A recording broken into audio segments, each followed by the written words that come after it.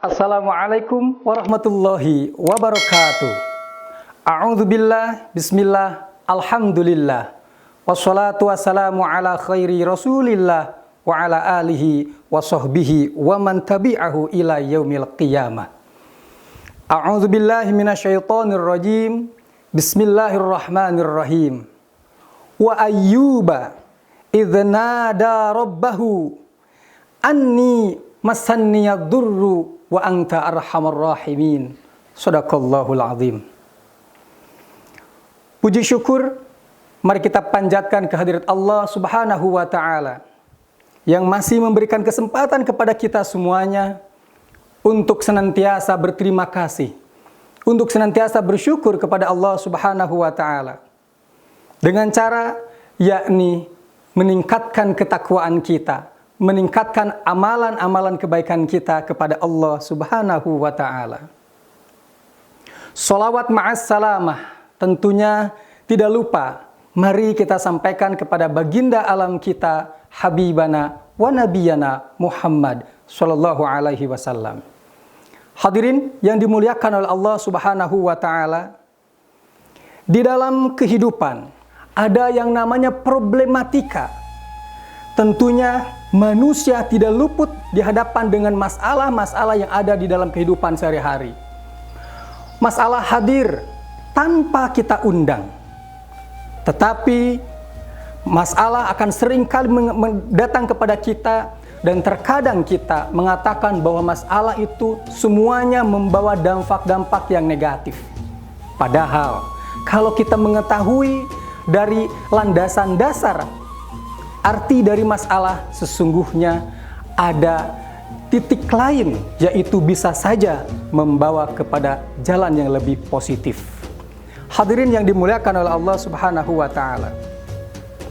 Pada kesempatan yang berbahagia ini, perkenankan saya akan bercerita tentang seorang rasul, seorang nabi yang luar biasa, memiliki ketabahan, kesabaran, keuletan, keberanian yang luar biasa, bahkan memiliki kekayaan yang sangat fantastis. Dia adalah Nabi Ayub alaihi salam. Hadirin yang dimuliakan oleh Allah Subhanahu wa taala. Dalam Al-Qur'an surah Al-Anbiya ayat 83 sampai 92 Allah kupas tuntas. Itu merupakan gambaran secara utuh bagaimana kisah-kisah Rasul, kisah-kisah Nabi dan para orang-orang solih yang memiliki masalah. Tapi apa coba? Masalahnya semua Allah hapuskan, Allah hilangkan karena ketakwaan kepada Allah Subhanahu wa taala. Maka di dalam ayat tersebut disampaikan ada titik yang terbaik adalah jikalau ada manusia yang mempunyai masalah seperti yang dialami oleh para rasul, oleh para orang-orang soleh seperti itu, maka kata Allah adalah silahkan ikuti amalan yang dilakukan oleh para rasul dan orang-orang yang soleh. Hadirin yang dimuliakan oleh Allah Subhanahu wa taala. Masalah itu bisa dialami oleh siapapun. Salah satunya di kalangan Nabi pun ada. Contoh masalah keturunan, masalah harta benda, masalah penyakit, dan masalah-masalah yang lainnya. Tetapi yang paling penting bagaimana kita bisa menghadapi masalah dengan hal-hal yang positif dan tawakal kepada Allah Subhanahu wa taala. Hadirin yang dimuliakan oleh Allah Subhanahu wa taala, di dalam Quran surah Al-Anbiya ayat 83 sampai 84 akan kami ceritakan sedikit tentang kisah Nabi Ayub ini. Salah satunya di atas sudah disitir ringkasan ataupun bunyi surah Al-Anbiya ayat 83 yang berbunyi, A'udzubillahi minasyaitonirrajim. Bismillahirrahmanirrahim. Wa ayyuba idh nada rabbahu anni masanniyad durru wa anta arhamur rahimin. Dan Ayub berdoa kepada Tuhannya, ya Tuhanku, sungguh Engkau telah memberikan kepadaku penyakit. Sesungguhnya Engkau Maha Penyayang dari yang Maha Penyayang. Hadirin yang dimuliakan oleh Allah Subhanahu wa taala. Nabi Ayub tidak hanya itu aja diuji oleh Allah Subhanahu wa taala. Tidak hanya sakit saja yang diuji oleh Allah Subhanahu wa taala. Dilanjutkan kembali di dalam surah Al-Anbiya ayat 84, yaitu satu, diuji dengan harta bendanya. Yang kedua, Allah uji dengan keturunannya, anaknya yang berjumlah 12. Dan yang ketiga, Allah diuji dengan diberikan rizki, yaitu kesolehan dari Nabi Ayub alaihi salam. Apakah sampai di sana? Hadirin yang dimuliakan oleh Allah Subhanahu wa taala. Ujian pun terus hadir menghampiri Nabi Ayub alaihi salam. Allah menguji Nabi Ayub alaihi salam dalam 3 hari.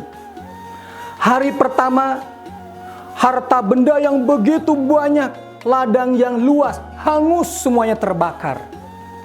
Apa yang dijawab oleh Nabi Ayub alaihissalam ketika mendengar hal itu terjadi?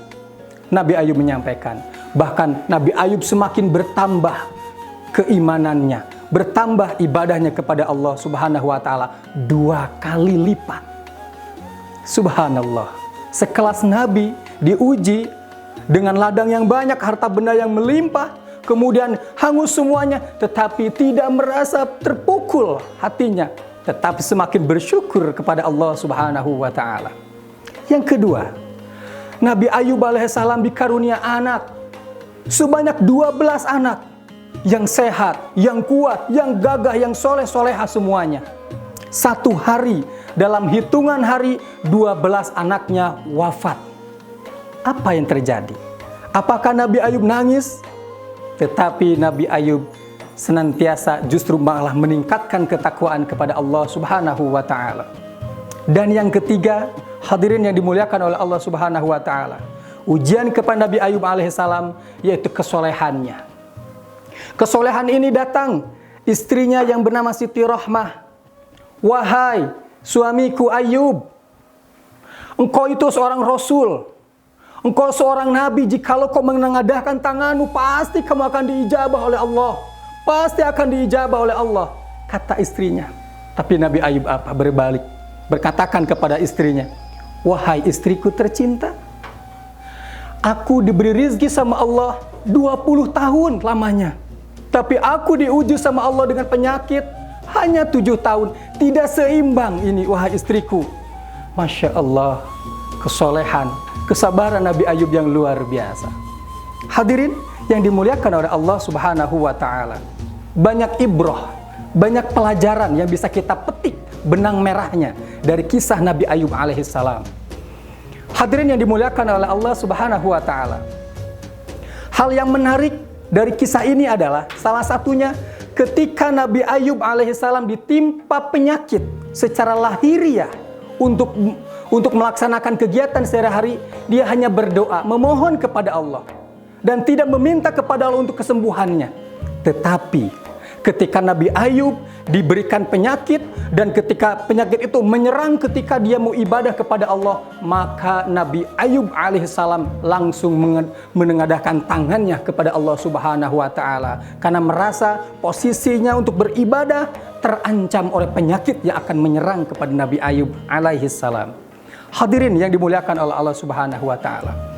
Oleh sebab itu, maka Nabi Ayub pun berdoa kepada Allah, Rabbi masanniya durru wa anta arhamar rahimin. Dan seketika itu juga Allah mengabulkan doa dari Nabi Ayub alaihissalam. Awalnya maka kata Allah Subhanahu wa taala, fastajabna, menggunakan huruf fa di huruf Arab. Kalau fa berarti itu menandakan langsung Allah ijabah. Tetapi kalau menggunakan kata-kata wastajabna dan diijabah, itu ada hitungannya 5 menit, 10 menit, sekian menit.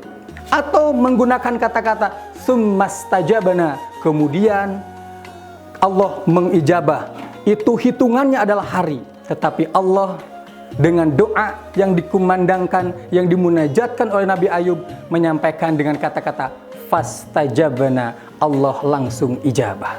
Hadirin yang dimuliakan oleh Allah Subhanahu wa taala, ada hal yang luar biasa ketika Nabi Ayub sembuh, yang diberikan kesembuhan oleh Allah Subhanahu wa taala. Akhirnya setelah itu Allah memberikan kenikmatan yang tidak terhingga. Salah satunya, istrinya tercinta yang semula kehilangan anaknya 12 anak, lambat laun lahir hamil, sekali hamil kembar, sekali hamil kembar, sekali hamil kembar, sebanyak 12 kali. Berarti total putra Nabi Ayub alaihissalam menjadi 24 anak. 2 kali lipat rizki yang diberikan oleh Allah Subhanahu wa Ta'ala. Yang kedua, kebiasaan orang Arab apabila ada orang yang sakit kemudian dia sembuh, dia berbondong-bondong untuk menengok. Dan apa? Semuanya tidak hampa tangan, semuanya membawa buah tangan, berbagi. Salah satunya kepada dialami oleh Nabi Ayub alaihissalam. Semua satu kampung datang ke Nabi Ayub. Apa yang terjadi? Ternyata alhamdulillah atas rizki yang telah Allah berikan, Nabi Ayub pun diberikan harta benda yang melimpah 2 kali lipat daripada yang sebelumnya. Hadirin yang dimuliakan oleh Allah Subhanahu wa Ta'ala, itu sekelumit kisah Nabi Ayub alaihissalam yang perlu kita tafakuri, yang perlu kita jadikan ibrah, pelajaran untuk kita semuanya, khususnya tentu bagi saya, bahwa semua kehidupan ada masalah. Namun bagaimana kita mengantisipasi masalah tersebut, bagaimana kita mencari problem solving masalah tersebut. Kata Allah, la yukallifullahu nafsan illa wus'aha. Setiap masalah, setiap ujian sesuai dengan takarannya. Hanya itu yang dapat kami sampaikan. Mohon maaf atas segala kekhilafannya. Insyaallah bertemu dengan kisah-kisah Rasul yang lainnya. Wassalamualaikum warahmatullahi wabarakatuh.